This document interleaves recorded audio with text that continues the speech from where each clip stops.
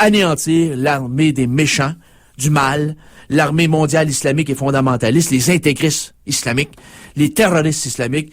Et ça, c'est une menace totale pour Israël. Et si Israël tombe, nous allons tomber avec. Voilà, c'est pas compliqué ça. Donc, il s'agit carrément de prophétie. Mais c'est une farce monumentale. Et là, Jacques Chirac, pour ne pas ameuter les journalistes, les médias dans son pays, a demandé à un exégète, un spécialiste des Écritures bibliques de Suisse, de fouiller le dossier pour essayer de comprendre qu'est-ce que Bush est en train de lui sortir comme sornette. Et le bonhomme est arrivé avec ces explications-là. Et Jacques Chirac en parle dans son livre. Bush est pas au pouvoir, fait que tu vois que le timing est bon. Il menace personne. Bush est plus là. Et son livre vient de sortir, c'est tout chaud. Et Jacques Chirac parle de ces 3 coups de téléphone-là. Et là, Jacques Chirac a eu ce commentaire-là. Il a dit, si Bush va de l'avant en fonction de ces prémices-là, il va foutre un caillot total au Moyen-Orient qui sera peut-être impossible de résorber. Donc, c'est carrément ce qu'on voulait faire. Finalement, c'était de foutre le bordel gigantesque là-bas sous prétexte de la lutte du bien contre le mal. Alors voilà, c'est pas plus compliqué que ça. L'homme qui mangeait des pretzels a eu un éclair de génie.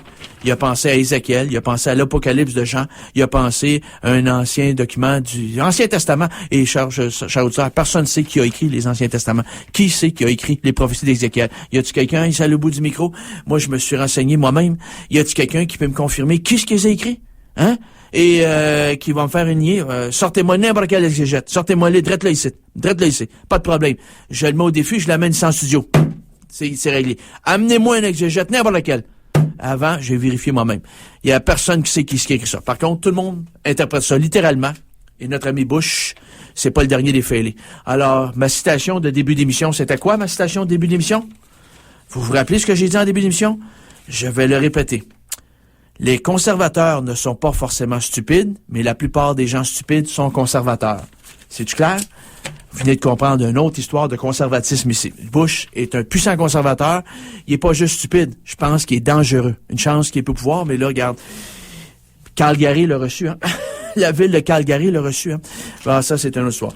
Chers auditeurs, chères auditrices, là, on va y aller. Chers auditeurs, chers auditrices, j'ai parlé la semaine passée, on a reçu Claude Bélan. On a reçu Claude Bélan, l'ancien patron des caisses populaires, un chic type, un bonhomme très, très sympathique. J'ai pas eu le temps de lire son livre, que je vais lire dès que ma prochaine conférence est terminée, le 22 avril prochain. Mais, chers auditeurs, chères auditrices, je fais un petit laïus, un petit topo pour comprendre ce qui s'est passé avec la crise financière de Wall Street.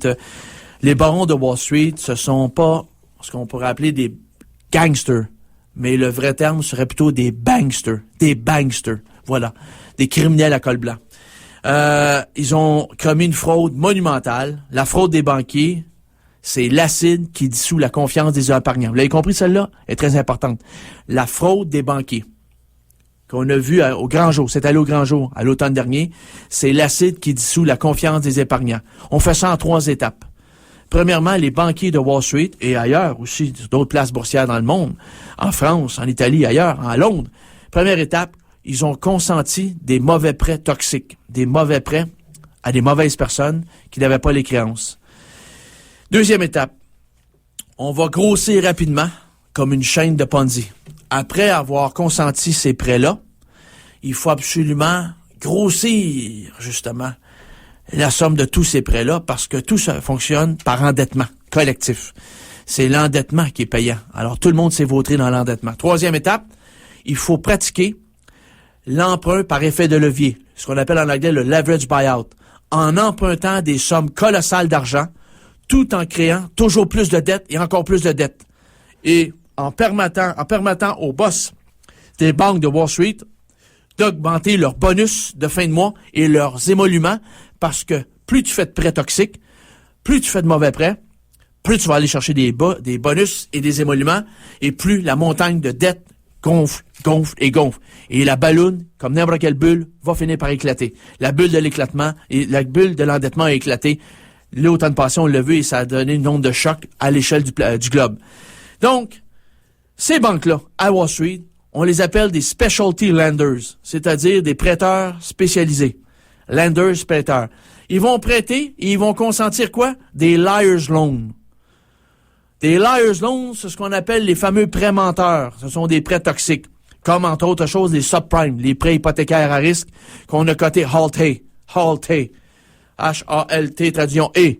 On a coté ça. On a prêté ça à des mauvaises personnes. On appelait également aussi un liar loan, on va l'expliquer. Ça signifie qu'il n'y a aucune surveillance des autorités boursières, qu'il n'y a aucune vérification si les actifs permettent de consentir des prêts colossaux existent vraiment. Il faut ça qu'il faut comprendre. En réalité, plus on gonfle artificiellement nos actifs, plus les prêts consentis sont énormes pour les emprunteurs. C'est ça l'arnaque. C'est là la combine. Donc, il n'y a aucune vérification pour savoir si les actifs vont permettre de consentir des prêts colossaux, s'ils existent vraiment. Tu sais, y a-tu, pour ces prêts qu'on consent là, des prêts menteurs, y a-tu des actifs qui équivalent à ça? Il n'existe pas. Tout est gonflé artificiellement. Parce qu'en réalité, plus on gonfle artificiellement les actifs de la banque prêteuse, la Lender Bank, plus les prêts consentis sont énormes pour les emprunteurs. C'est là l'arnaque, c'est le chien qui mord sa queue. On appelle également un liar's loan. Un liar's loan, on appelle ça un ninja loan. Un ninja, hein? Un ninja, comme les tortues. Ouais, mais attention. Ninja veut dire quoi? No income, no job, no asset. En français, no income, pas de revenu. No job, pas de travail. No asset, pas d'actifs. On a consenti des prêts menteurs liar's loan à des personnes ninja qui avaient no income, pas de revenus, qui avaient pas de job, puis qui avaient pas d'actifs pour accoter les prêts qu'on leur a donnés. Tout le monde savait dans les banques à Wall Street que dès le départ, les dés étaient pipés d'avance. Mais on l'a fait parce qu'on avait des gros bonus de fin de mois, puis qu'il fallait gonfler la tarte de l'endettement pour montrer des chiffres colossaux, pour mystifier les agences de notation de crédit à Wall Street, comme Moody's, qui a donné des cotes 3AA, hein, à taboy. Les ninja loans, comme les liar loans, c'est la même chose. Il n'y a aucune vérification des revenus, aucune vérification des emplois pour les emprunteurs, qui sont pas solvables au demeurant, et aucune vérification des actifs des emprunteurs, c'est-à-dire les débiteurs. Le créditeur, la banque, la lender loan, elle pratique l'aveuglement volontaire et on donne des prêts ninja. Comme ça, on sous-bout ça partout. Et tout le monde va se vautrer parce qu'on veut la commission mensuelle au bout du mois. D'ailleurs, la banque prêteuse IndyMac aux États-Unis, à elle seule, a généré plus de ninja loans que tout le scandale des saving and loans, c'est-à-dire les banques d'épargne aux États-Unis des années 86. Il y a eu un immense scandale, on parle de 3 trillions de dollars. 3 trillions de dollars, pardon, en US. 3 trillion dollars US, ou 3 000 milliards en québécois. La IndyMac, elle, en 2006, elle a versé pour 80 000 milliards. 80 milliards de dollars. Hein? Oui, c'est ça. 80 milliards de dollars de liar's loan à d'autres compagnies. Alors là, il y a un problème. 80 milliards, c'est bien ce que c'est. 80 milliards, ouais, voilà, c'est ça, liar's loan. Donc, non, le scandale total des saving and loans, c'était 3 trillions au total au finish. Mais IndyMac a généré à elle seule plus de liar loan que tout le scandale des saving loans. Attention, ce qu'il faut comprendre, c'est que la IndyMac, elle a généré plus que, entre autres choses, comment ça s'appelle, la banque de monsieur, j'oublie son nom, tabarouette. Paul, c'est bon, il va m'en revenir chez l'auditeur, mais à lui seul, il en avait généré pour 50 milliards. Bon, alors voilà, c'est la IndyMac. Mais attention, IndyMac, c'est une des banques prêteuses qui a généré des ninja loans, OK? Je poursuis.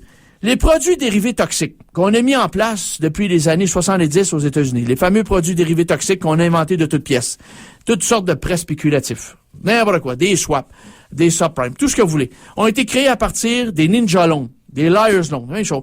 Et les agences de notation de crédit, Moody's, entre autres choses, va les coter 3A. 3A, comment est-ce qu'ils disent? AAA. Donc, il n'y avait aucun risque, apparemment, dans tout le système. Moody's les cote, il n'y a pas de problème. Et la fraude, elle est là. Dans la fiction que ces produits toxiques qu'on a prêtés, justement, pour créer de la dette, ne constituent aucun risque et qu'il n'y avait personne, d'ailleurs, qui les vérifiait. Même les agences de notation de crédit n'ont jamais scruté une seule filière de prêts